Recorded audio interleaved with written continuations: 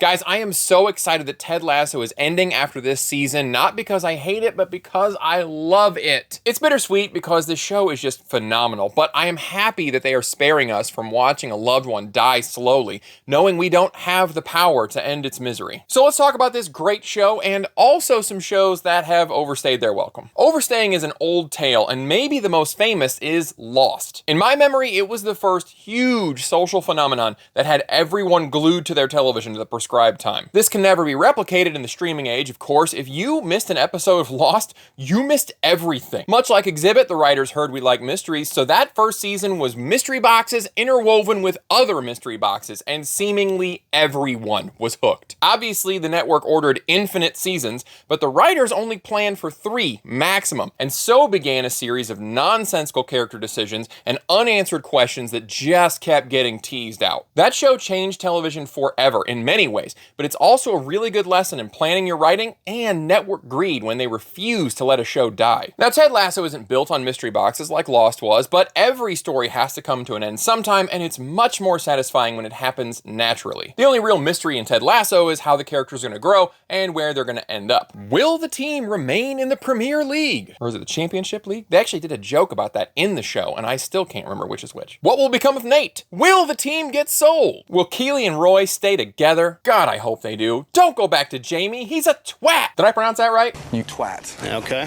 What makes Ted Lasso so special is that his positivity is infectious, and I know this sounds cheesy, the show actually makes you want to be a better person. The power of his friendship isn't magic, but he does persistently love the people around him, even when that means lovingly telling them some hard truths they don't want to hear. It does have conflict, because you can't have a story without that, but overall, it's just a feel-good show. It's funny, it's wholesome, it's quotable, and you can watch it again and again. How do you take your tea? Well, usually I take it right back to the counter because someone's made a horrible mistake. Now, the real heart of Ted Lasso is in the relationships, but even those have to land sometime. Currently, they feel very natural and entertaining. What will become of player Sam and team owner Rebecca? What about that rising businesswoman Keely and retired player Roy? Will Coach Beard find lasting love? Now, these relationships are wholesome, and we want to see them succeed, but their shaky foundation is essential to keep the story going. That's just basic storytelling. By wrapping them up this season, however, they will make sure they avoid the will they, won't they romance trap that so many shows get pulled into. When a show is built on that, it falls apart after the characters get together. Listen, whenever Ladybug and Cat Noir admit their feelings for each other, that show is done. Oh, also 2 unrelated side characters, Adrian and Marinette, they're gonna have to admit their feelings at some point as well. And we've seen this too many times to count. After Jake and Amy got together, half the fun went away from Brooklyn Nine-Nine. Schmidt and Cece from New Girl got a little boring after they settled down. Bones and Castle started going downhill after their leads got together. Castle was extremely unrealistic.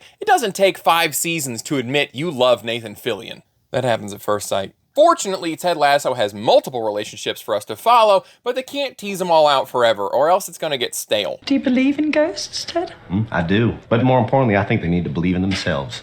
The stakes of the show are also relatively small, and that adds to its charm. It's just a football team and their players, coaches, and owners navigating through the season and their personal relationships. It just feels cozy, and we don't get overstimulated with these constant world-ending events or potential character deaths. The show has got me feeling cozy already. As a matter of fact, I've got my Irish breakfast here.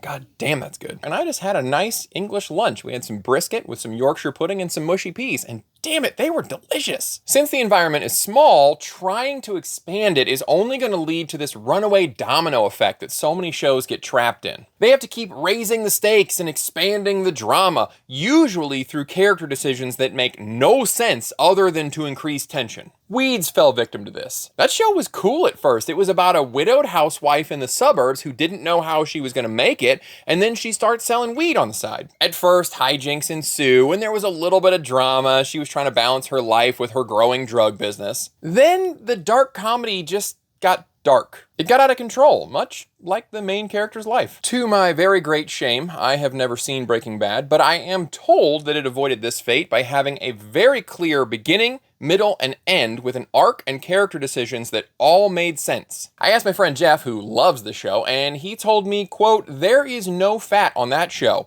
You're goddamn right. except for this one episode he mentioned where they were, I guess, trapped in a lab, kind of felt like filler. We're actually seeing a little bit of filler already in Ted Lasso. Last season, we had that weird episode that was all about Coach Beard. I mean, it was an interesting break about a side character, but I'm worried that they were stretching. As I said, Ted Lasso's world is happy and wonderful, but we can have too much of that good thing. Interestingly, Ted's own marriage parallels this. In the show, he's getting divorced because his wife just doesn't enjoy being around his constant optimistic perkiness. Even though he's dealing with that and the severe anxiety resulting from it, it doesn't stop him from being positive and pumping up the people around him. I'm telling you, you're gonna want to be like Ted when you watch this show. I'm sorry, Nate, I have a real tricky time hearing folks that don't believe in themselves, so I'm gonna ask you real quick again. Do you think this idea will work?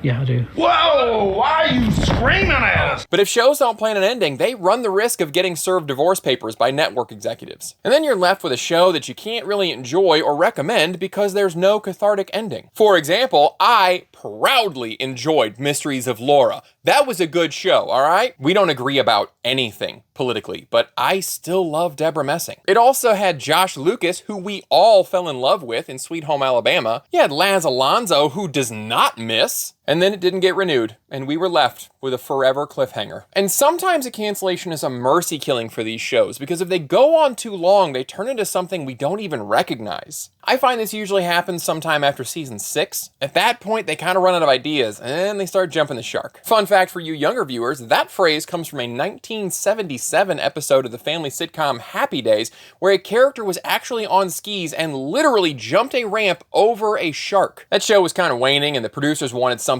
big to get people excited again. I think Supernatural has jumped several demon zombie sharks at this point. I hear the main characters have died and been resurrected like 6 times and sold cryptocurrency to demons and arm wrestled Satan. We've seen this sad scenario play out so many times. The Office was just terribly sad after Steve Carell left. Scrubs, Brooklyn Nine-Nine, 70 Show, Game of Thrones, How I Met Your Mother, the list just goes on. They always just go one season too far, and I am so happy that Jason Sudeikis is not going to do that to us. If you haven't seen Ted Lasso, I cannot recommend it highly enough. Lasso Season 3 is out on March 15th. I forgot to record that part. You're asking, is it worth the subscription to Apple Plus? Personally, I would say it's worth 1 month, but if you need some extra encouragement, they also have a really good drama called The Morning Show, starring Steve Carell and Jennifer Aniston. Also, if you're wondering where John Lasseter went after he was forced out of Pixar, he's now with Skydance Pictures, who are also on Apple Plus. His first post-Pixar production is called Luck, and it's actually pretty cute. His second movie, called Spellbound, is coming out later this year. Let me know your favorite Ted Lasso moment in the comments, or tell me about a show you love that betrayed you with a terrible ending.